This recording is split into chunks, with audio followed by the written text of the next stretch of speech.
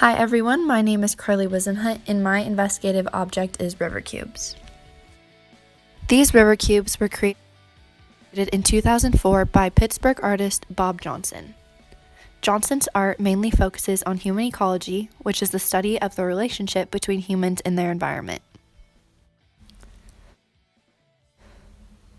Sorry for the blurry images, but these are the river cubes. Johnson created these cubes from assembling debris that he collected from local rivers and waterways. As you can see, objects such as wheels, rope, netting, wires, and other random pieces of trash are used to make these cubes. Many of the cubes are placed along local rivers for people to see once Johnson has finished creating them. These cubes are used as an anti-monument to raise awareness about the ongoing problem of the large amounts of trash being found where they shouldn't be found. These cubes are seen as beautiful, educational, shocking, and uncomfortable. Reusing materials and limiting waste products will reduce the amount of trash being found in our waterways. Things such as shifting our economy from a linear economy to a circular economy through upcycling and recycling are solutions that could help solve this issue, and I believe that these ideas are represented through river cubes. A big part of this presentation is the idea that art can be created through upcycling or recycling. We all know the saying about recycling: reuse, reduce, and recycle. Upcycling goes along with recycling, and there are multiple definitions for this.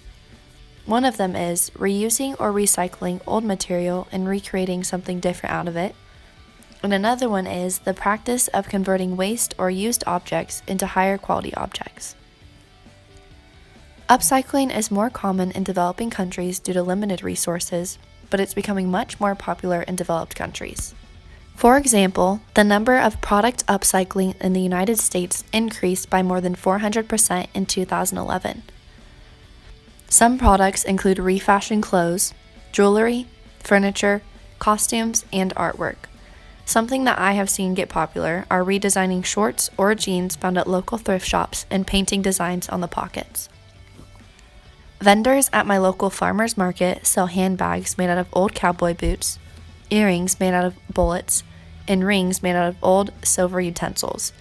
These are some things that I've seen become popular in my life, but recycling and upcycling are a big part of people's lives in less developed countries. Not only are old products being constantly reused for children's games, musical instruments, or used to carry water, but craftsmen and artists see endless possibilities through upcycling and recycling. There's a book called Recycled and Reseen that describes how different cultures and countries make new and improved items out of reused materials. For example, West African artisans made tin briefcases and toys out of recycled objects and sold them at local markets, and Ecuadorian artists made costumes and jewelry out of old clothes, light bulbs, and doll parts. All of these objects are examples of how to reuse things that would be often seen as trash. Drawing a parallel back to river cubes, Johnson's art indicates that instead of throwing things out after one use, we should be practicing the idea of getting multiple uses out of those materials. Doing those things could help limit the amount of trash being found in our rivers and our oceans. One class example that I found that relates to my foundational object is the Coca-Cola project. This project consisted of gathering empty soft drink bottles, which at the time were made of glass and could be returned for reuse, and printing messages on them, and then returning them to the manufacturer so they could get sent out so other people could see them. Sayings such as "Yankees go home" were printed on these bottles. This project was in response to Brazil's military government, which supported itself by selling the country to foreign investors. Not only did this cause controversy, but the cultures of the indigenous people were being destroyed. The reason I included this work of art into my project is because the idea of reusing items is why this project was so successful.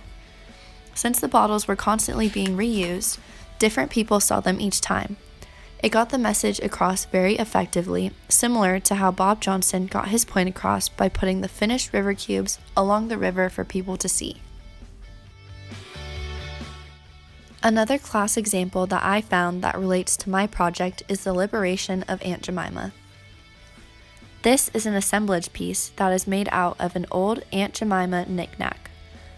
Assembled works are made of found objects that are incorporated with other various parts to create a new object. This work symbolizes America's history of racism, and it is said to have some credit in launching the Black women's movement. This piece relates to Johnson's work because it upcycled an old knick-knack and assembled a work of art to prove a point, just like how Johnson assembled his cubes to prove his point.